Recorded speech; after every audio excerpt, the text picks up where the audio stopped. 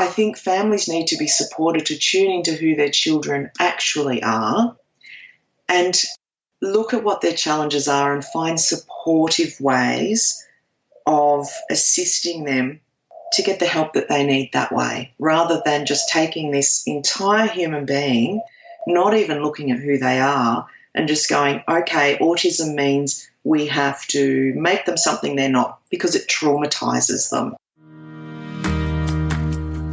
Welcome to Tilt Parenting, a podcast featuring interviews and conversations aimed at inspiring, informing, and supporting parents raising differently wired kids. I'm your host, Debbie Reber, and this week I have a very special episode for you as my guest is Autism and Neurodiversity Support Specialist, Kristy Forbes.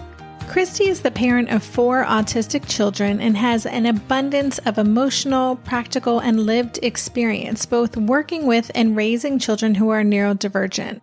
She has an extensive background in early childhood education and psychology, and as you'll hear from our conversation, is passionate about radical acceptance without the need or intention to fix, change, or cure, particularly in regards to children. Kristy was diagnosed as autistic at age 33 herself and has committed herself to working with children and adults on the autism spectrum with a special interest in people who, like her, have a PDA expression. She provides support through her organization InTune Pathways. Kristy and I share a deep conversation in this episode about how parents can truly tune in to who their children are and show up for them in a way that reflects true respect for their children's neurodivergence. We cover a lot of ground in this episode, including the PDA profile of autism, how parents can get clear about their intentions when exploring interventions for their children on the spectrum, how to support families through periods of intensity and very difficult behavior, and the trauma that can result when children are perpetually in fight, flight, freeze, or fawn mode because they're being forced to conform to a way of being that isn't true to who they are. Kristy is a wise and genuine spirit who is doing healing work for so many families. I'm grateful to be able to share this conversation with you. And now, here is my conversation with Kristy. Hello, Kristy. Welcome to the podcast. Thank you so much for having me. I'm really excited to be here. I'm thrilled that we were able to make this work despite the fact that we are on opposite sides of the globe. And and as I was just saying before I hit record, you have been perhaps the most requested guest that I've had recently for the podcast. I've been getting a number of emails, including just yesterday, saying you have got to have Kristy Forbes on the show. So I'm really happy we could make this work. That is amazing. That just feels like such an honor to me. It's really lovely to hear. Well, for those of you who weren't requesting and who may not be familiar with your work, would you just take a few minutes to just tell us a little bit about yourself and about the work that you do? Yeah, sure. So I am an autistic person and I also have a PDA profile of autism, which isn't well known about at this point, but I'm also the mother of 4 autistic girls. I have a background as an educator, so I worked in early childhood, primary and secondary, and then I worked for a little while as a childhood behavioural and family specialist, so supporting families whose children had a social, emotional or behavioural difference. And now I'm in business for myself, so I work to support families raising neurodivergent children, so children who may be autistic or have ADHD or any form of difference, to create really joyful, balanced lives that work for them. So I work in consultation with autistic adults as well, and I run a few programs and webinars. So that's what I do in a nutshell. It's fantastic. Yeah, I really like your social media presence as well. You've had some really powerful posts that I've seen shared in a number of groups. So for listeners who are new to Kristy's work, definitely check out the show notes page for this episode because I will have links for all of Kristy's work so you can tap into her, just her presence and the things that she offers. So I actually just wanted to even talk about PDA briefly because I just did an episode about maybe 2 months ago on PDA because, as you said, it's not something that is that well known, especially here in the US. And I got so much feedback from that episode. People were so grateful to have a name for this. Can you talk a little bit about that PDA profile? And I'm just curious about your experience with that and even within Down Under. Tell me, you're in New Zealand or Australia? That's an insulting. Okay, sorry. I know that can be an insulting question. I'm not insulted at all. Not insulted at all, but I am an Aussie. Awesome. So yeah, tell us a little bit about PDA. Yeah, sure. So PDA is also not that well known in Australia either, and we have very few clinical psychologists or professionals who specialise in PDA. I think because we have so many other diagnoses to cover different conditions and presentations around our focus on behaviour, that sometimes we just completely overlook things when we haven't heard of them before. So I didn't realise that I had a PDA profile until, maybe a year ago, and it was suggested to me several years ago by a psychologist.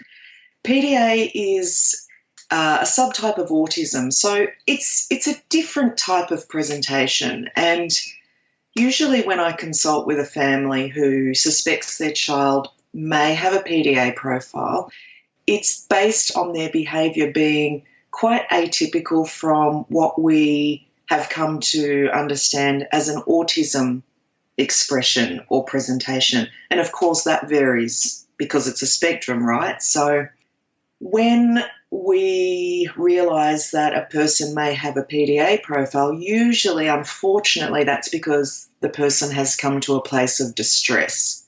So we see particular behaviours start to unravel and unfold, and parents tend to be at their wits' end because they've tried all of the regular autism strategies and nothing seems to work. So we see a lot of children having to be taken out of school. They end up traumatised, unable to shower or brush their teeth.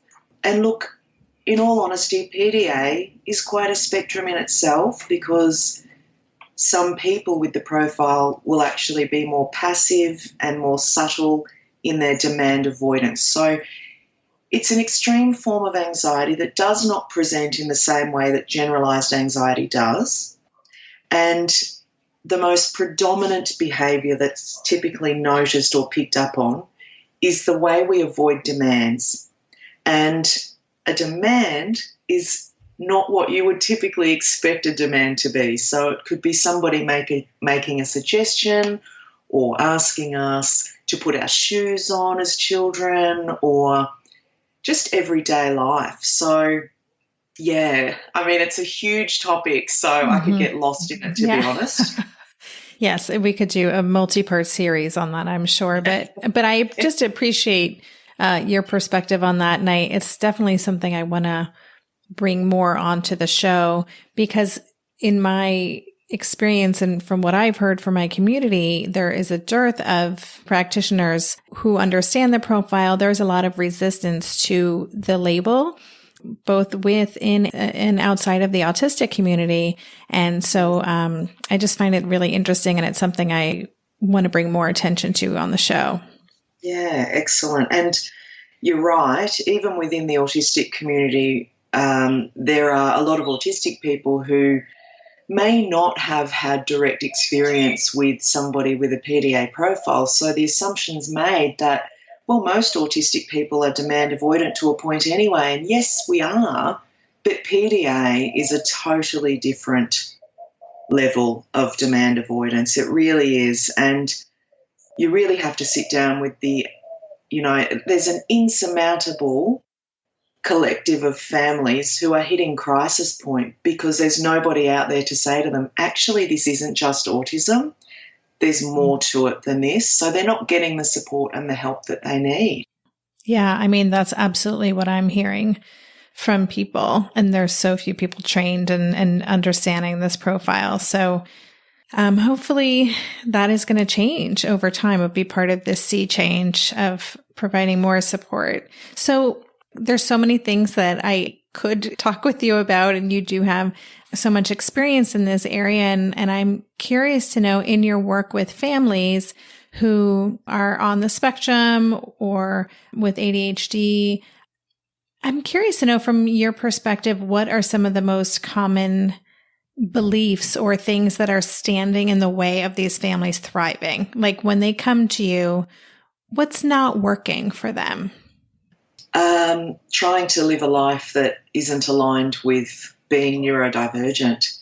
And I mean, it's really, really difficult for families not to be working toward normalizing their children because, unfortunately, as a society, this is what we do. I mean, many of our early intervention and therapies are geared toward having, say, an autistic child present as indistinguishable from their peers. So our goals are typically set around teaching our children social skills to match neuronormative standards.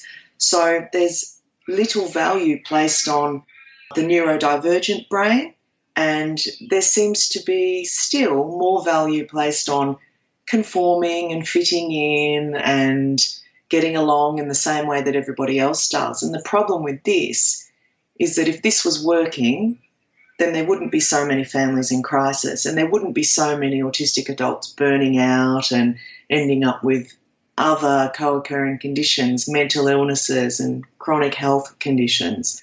So, you know, when our children are diagnosed, our first point of contact is typically a professional who is trained in all the ways that we really need to take a deeper look at. So there are some wonderful professionals out there, but we tend to work toward compliance rather than acceptance-based and supportive therapies.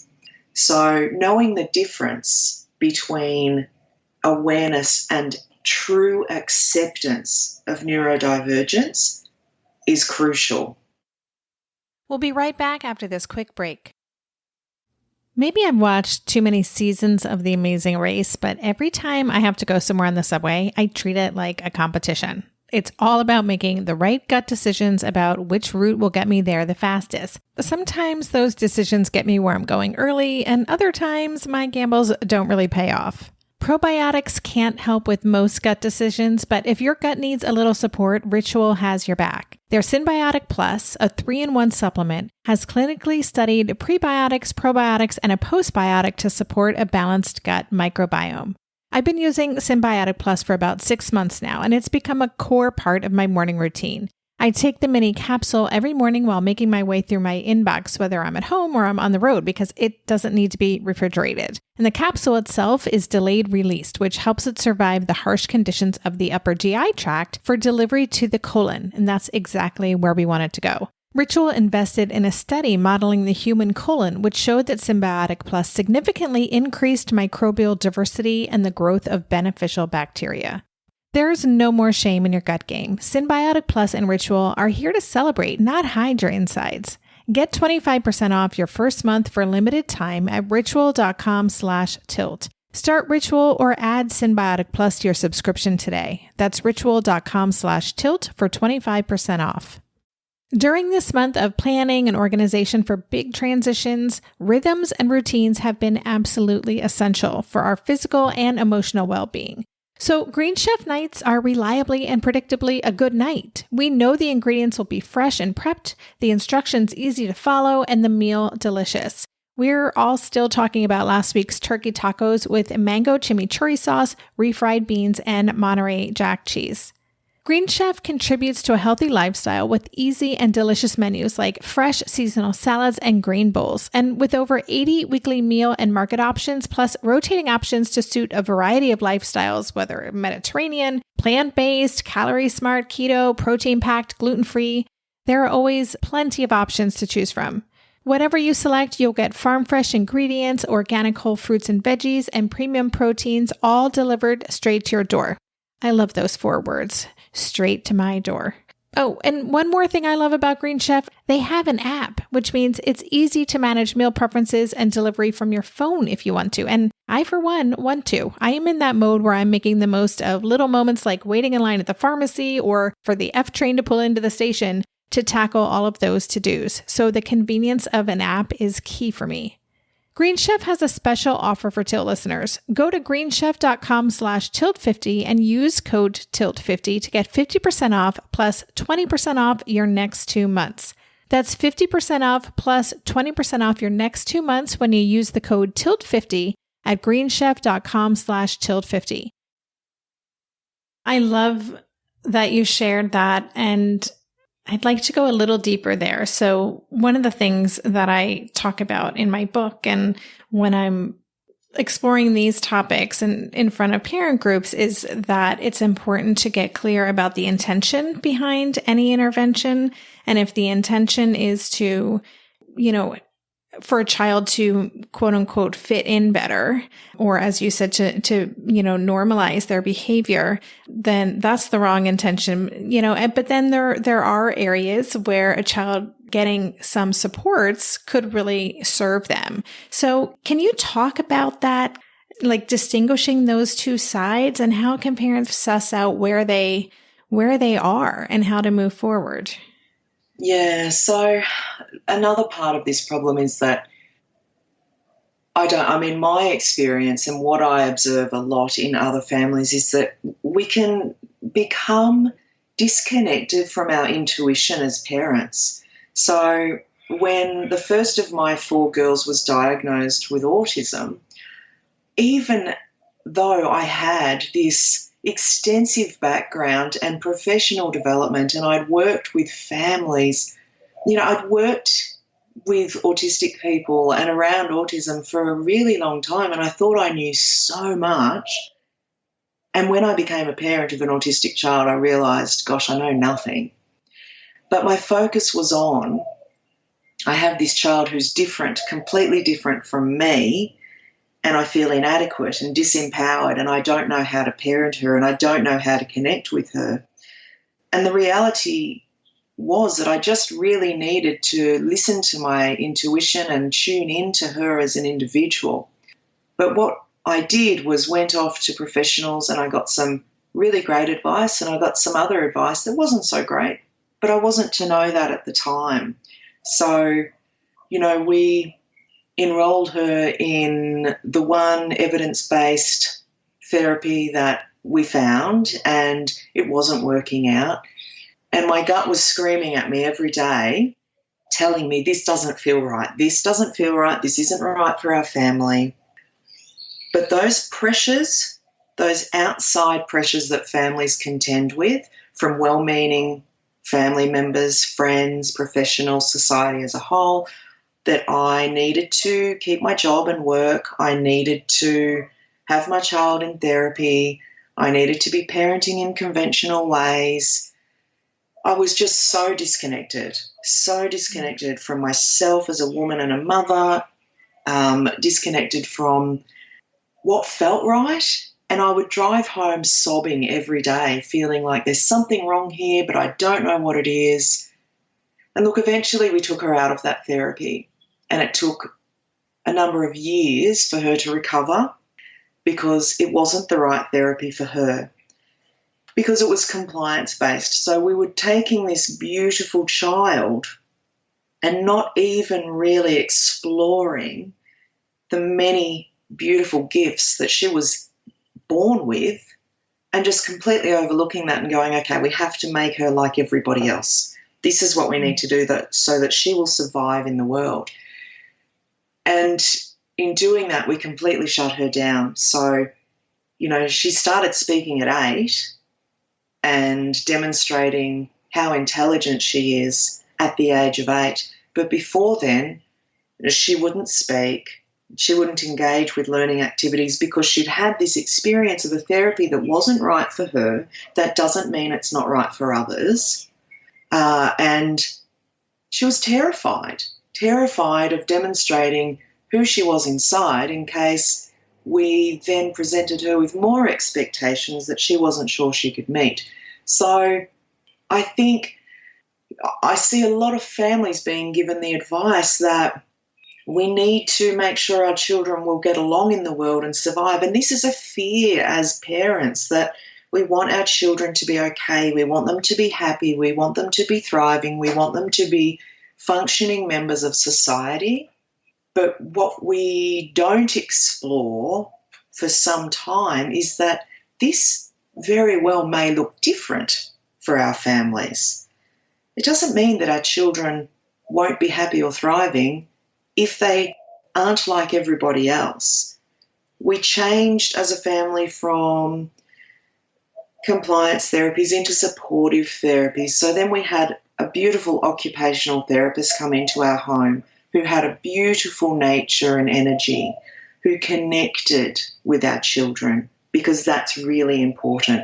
She saw who our children were as their beautiful, organic, innate, neurodivergent selves, with no intention to change, just to support them. So I think families need to be supported to tune into who their children actually are and look at what their challenges are and find supportive ways of assisting them to get the help that they need that way, rather than just taking this entire human being, not even looking at who they are, and just going, okay, autism means we have to make them something they're not, because it traumatizes them.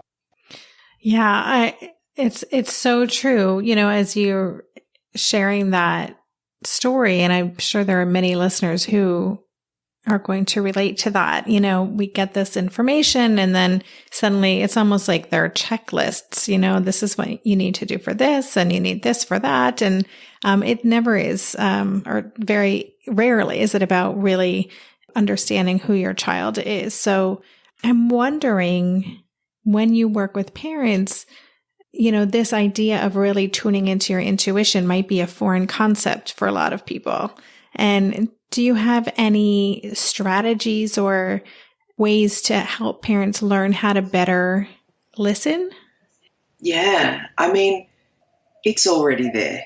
That intuition is there. It's this primal, innate ability that we have as human beings.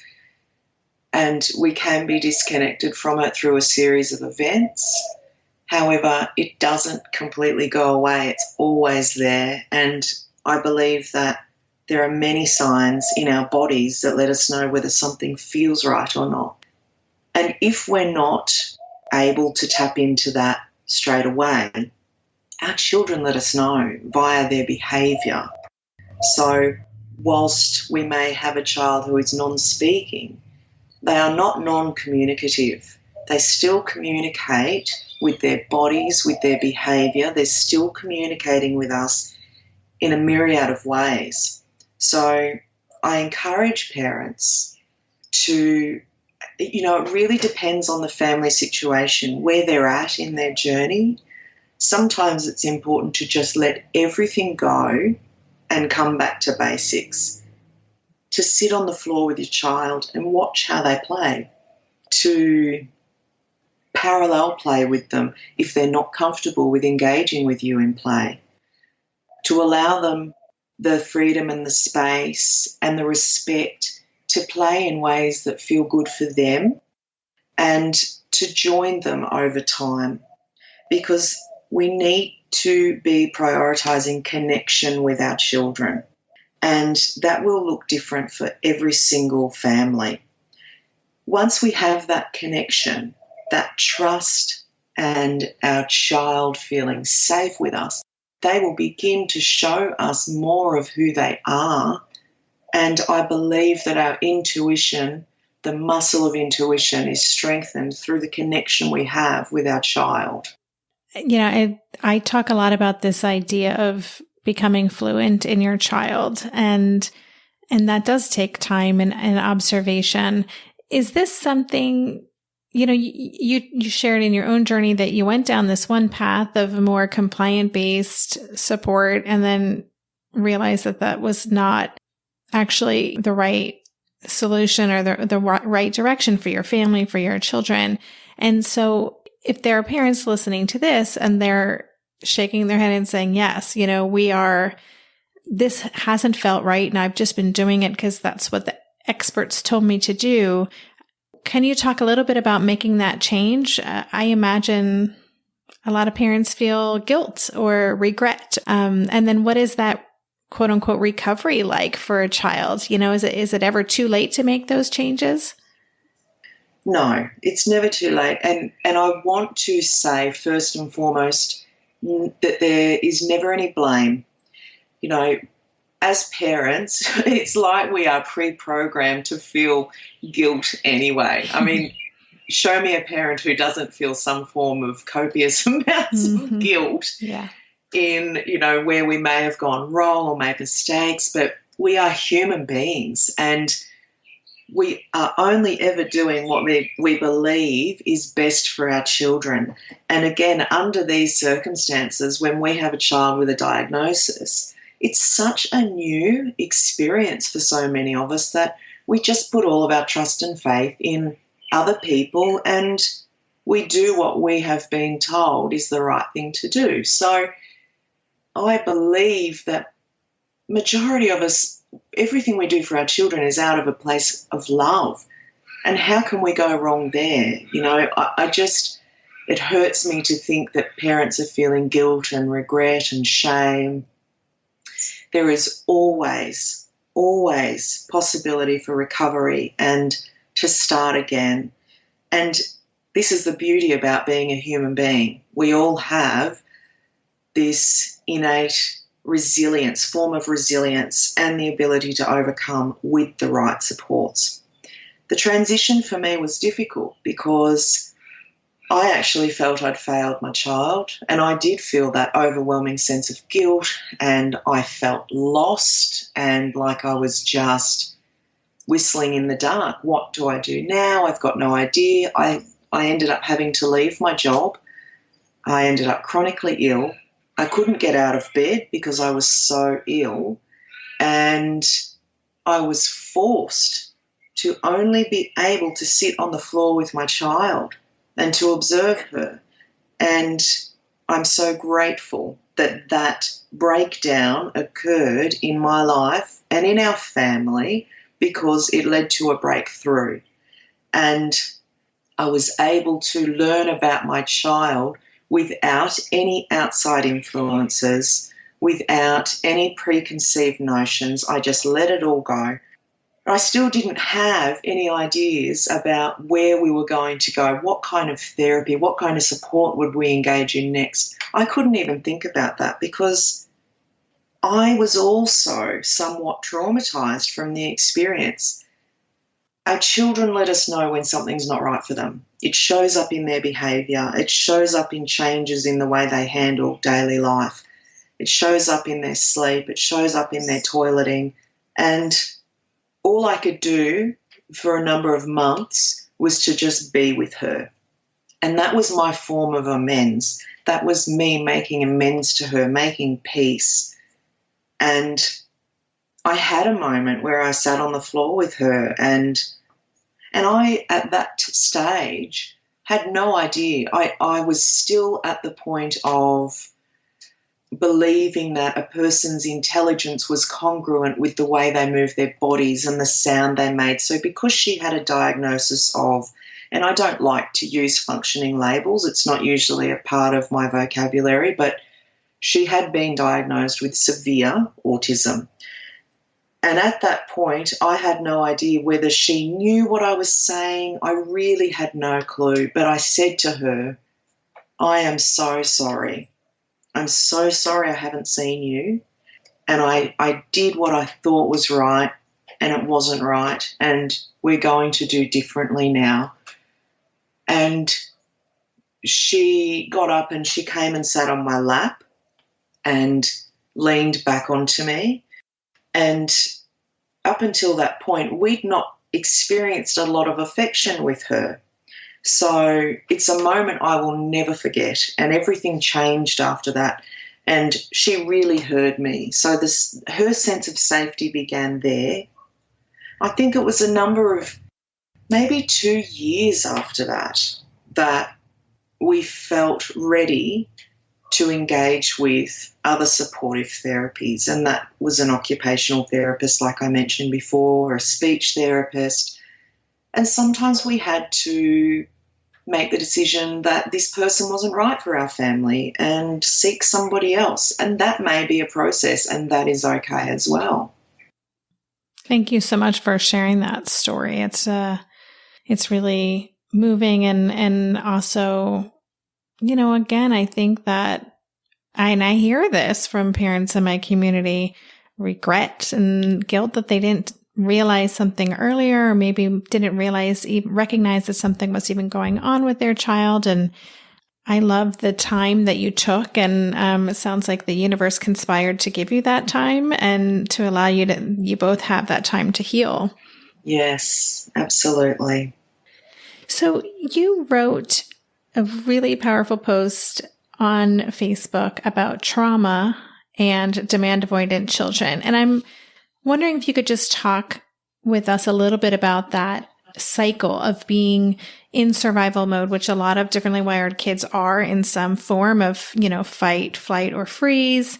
And then needing that recovery time once a change is made to get them out of that situation. Can you talk a little bit about that cycle? Yeah.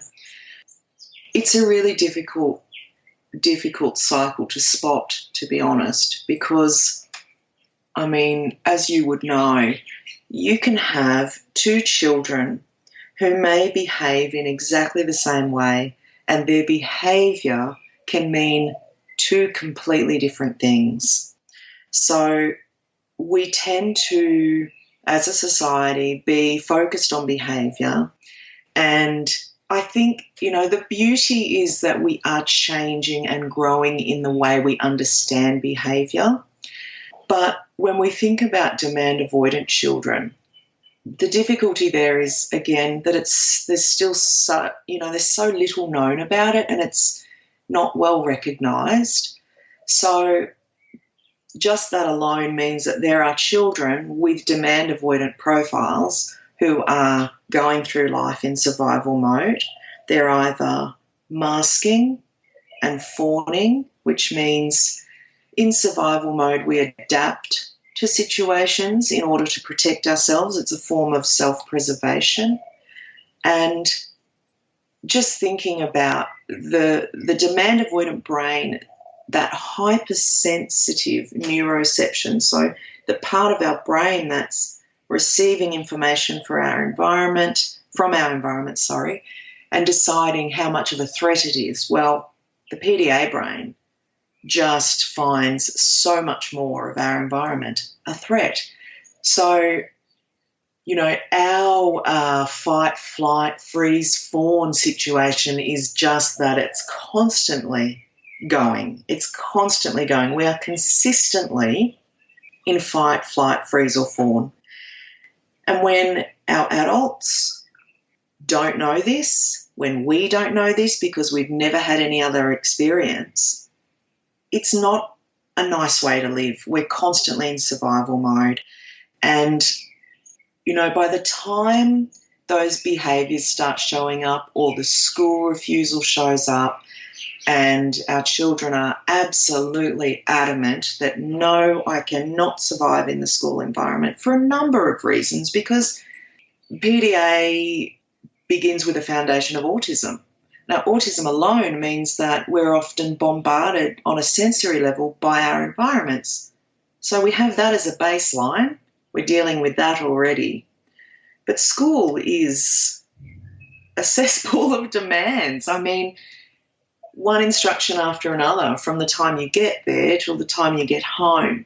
Now, for a demand avoidant child to survive that environment, by the time they get home at the end of the day, you could just imagine the levels of exhaustion and the way that may be expressed in behaviour. So when families finally get to the point where, and this isn't the experience for every child with a demand avoidant profile, many children do enjoy school because they've been supported in the right ways at school and at home. it really varies. But by the time some of our children have been taken out of school and they're now at home, and it's been recommended to the families by professionals that they have a low demand environment, that's when the trauma catches up. So we know with any kind of trauma, it's when we stop that the trauma starts to filter in and we start to feel it, because we've come out of survival mode. So when many families think, okay, now things will improve because my child gets to rest, this is the period where trauma starts to show up. So those children, the thing I see the most is they're at the point now where they are avoiding most demands. They're not able to shower. They're not able to brush their teeth. They're not able to leave the house. They rarely leave their room sometimes. Screen time is a major, major component of recovery time for many of our kids who are PDA. And so I have parents come into consultation with me saying, all right, we need to work out a way to get them out of the house, to get them off their screens. How can I get them to their appointments because they need to go and see their psychologist? How can I get them, brushing their teeth? And it's difficult to communicate to families that, well, actually, we really need to take a giant step back here and work out what is priority, and it's not going to be what you expect because our children need recovery time now. So sometimes we might be looking at children only showering once a week, and for most people, we would hear that and just go, oh my God, how can we have our children living like this? But if we continue to push them, that's going to be worse, far worse. Their recovery time can take years. They may have taken years to get to the point of trauma that they're at. And when we talk about trauma, most people think we're talking about abuse, neglect, significant events. But for the PDA brain, trauma is triggered very, very easily. And when we're talking again about being in survival mode so consistently, we need significant recovery time. And to just let go of our expectations and panic around, we have to have a plan to get them back into school. And this is most families' priority. How do we get them back to school? And sometimes we may not get them back to school and sometimes we might, but recovery must be prioritised. We'll be right back after this quick break. Hey there, it's Debbie. I love making this show and sharing conversations about how to support our awesome neurodivergent kids. I've seen how even one little insight from an interview can spark a big shift in daily life. But I know that raising complex kids can be messy and lonely. And just when we think we figured it out, something comes up that boots us right back to feeling overwhelmed and stuck. That's why I've poured everything into creating a way for parents like us navigating complex parenting journeys to join together and chart a path that feels positive, hopeful, and doable. It's the brand new Differently Wired Club experience. In the club, you'll get personal support from me and other seasoned parent coaches, 6 live calls every month where you can connect and get your personal questions answered, the opportunity to learn directly from authors and experts like I have on this show, monthly themes for getting specific and tactical, an exclusive private podcast feed, and the best, most generous community of parents. Seriously, these folks show up for themselves and each other, and that right there is really everything, because it's a daily reminder that we're not alone. Our kids aren't broken, and we have totally got this. The recently rebooted Differently Wired Club is on a brand new platform with its very own iOS and Android app. It is such a great space. However you learn, whatever your style, no matter the ages, genders, and neurodivergent profile of your children, the Differently Wired Club can help you cultivate the positive shifts you're hoping for. Join us today by going to tiltparenting.com/club. That's tiltparenting.com/club. I hope to see you on the inside. Are you overwhelmed by the things that get in the way of you doing what you want to do? Are you looking for ways to simplify life to better align with your values? Do you want to create space in your schedule so you have room for more of the good stuff?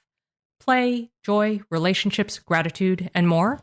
If you answered yes to any of these questions, I invite you to check out Edit Your Life, a podcast to help you edit the unnecessary from your life so you have more room to enjoy the awesome. Through episodes with me, Kristy & Co., and a range of super smart, compassionate, and thoughtful guests, you'll come away with big picture insights and practical ways to declutter your home, schedule, and mental space without getting bogged down by perfection. I have always believed that small moments and actions matter tremendously. My goal is to help you find agency and space in your life through doable baby steps that will leave you feeling accomplished instead of overwhelmed. Check out Edit Your Life wherever you enjoy your podcasts. Well, you use that word panic, and I think that is really appropriate. It is a fear response on the part of the parent to be concerned about, the showering or, just to make these things mean more than they actually do. And I'm wondering, and I don't know if there's an answer for this, but if parents are really able to strip away all demands and not kind of listen to that ego or that fear self and really give their child the space to recover without demands, I'm assuming that can help the recovery process move along more smoothly than if we are kind of halfway going there. Yeah. And again, it varies for every child. So I think an added difficulty, a huge challenge that families will have, and this will not be true for every family, but for many of our PDA children, whilst they're in recovery and that trauma is being processed, they may become aggressive. They may be lashing out physically. They may be self-harming. They may be swearing a lot. Their behaviour will be very concerning and terrifying and exhausting and devastating for their families because they're so loved, And the difficulty is that we are conditioned to think a certain way and to feel a certain way about how things should be. And what parent would not panic in that situation? Most families would consider this a family breakdown, a crisis point. It doesn't look like recovery. It's not what you would expect recovery to look like. But this is a form of processing for the child. So there are so many difficulties accompanying that process of letting go and being able to create a low-demand environment. But I think a lot of families will find that they don't have a choice about it because their child will just put their foot down after a period of being in that survival mode. There's no willingness to go back into it in any capacity. So they will not get in the car and go to an appointment. They will not brush their teeth. They will not get in the shower. And we have to start working on making changes within ourselves as the adults to be able to help that process. So many families will be focused on working with the child, but this is the crucial time for us as the adults and the parents to start learning more about how we can help our child. Now, if we don't know our child is PDA, this is where we can run into trouble because many people will say, oh, well, you must have expectations for them. You must have a plan of recovery for them. Or they won't even recognise it as the child being traumatised and needing space to recover. So it's really important. And the way that I work with parents is we work on letting go of assumptions, expectations, fears, panic, dread, and we work on changing our language to be non-directive for our children. We work on seeing who our children are and loving them and identifying their most wonderful parts, because underneath this are these beautifully intuitive, incredible little people and big people. The children that we know, they still are the children that we know, those sweet, kind, compassionate, deeply empathetic children. And this is part of their difficulty. those qualities are their greatest gifts, but they're also their greatest challenge because it leads them into burnout so often. So it's difficult to feel assured that your children are still your children when they become somebody else in recovery. So I work intensively with the adults around that time because that's what's most important. Yeah, that is certainly when I hear from parents about the rage or the meltdowns and when behavior starts to get scarier to parents because maybe their kids are getting bigger, it's so challenging for parents. And I'm so glad that you're working with them through this process because it just really does trigger us so much because we want the behavior to stop. It can be scary. And we also need to hold a space for our child to go through this process. So if there are parents listening to this who are in that state right now, and this is the reality of their day-to-day life, I don't know if you have like one strategy or word of wisdom for them to think about, something they can noodle on, to even kind of start a reframe in their mind about how they're experiencing this. Yeah. First of all, I just want to send so much love to those families because they really, really need it. They need unconditional acceptance and love and understanding. And I want them to know they are not failing their children. They have not failed their children. They've loved them. They've done what they have felt is best. And I know I've said this, but this is so important. It's so important for parents to know that this isn't anybody's fault. We can only know what we know. And when we know better, we do better. And this is a difficult journey for the children, for the families, and there's so much trial and error. And we're all in crisis. We're all in either a trauma state or a recovery state, not just the child, the entire family. So my advice is to find adequate support from somebody who accepts and listens in a way that feels right for the family. If you source a professional who, appears to be encouraging you to implement demands, and in your heart and your intuition tells you that that doesn't feel right, if you try things and it's not working out, it's okay to say no. It's okay to step back from that. And I know that sometimes it's easy for us to get to the point where we throw our arms up in the air and we think, I just don't know what to do now. I don't know what to do. Someone else needs to take over. Just because somebody has studied at university or is in a position of authority around particular fields doesn't mean that they know their child better than you. I mean, we are the people as parents who are most equipped to give our children what they need because they need love. They need unconditional love, but so do we. So it's important for us to have a support network too. Connect with friends and family who will be there for you, even if you're unable to get out of the house, even if you can be on the phone for 2 minutes, just to have somebody tell you they love you, just to have somebody say, we're here for you, we're thinking of you, even just a text message. And I want you to know that this will not be your forever. Everything changes.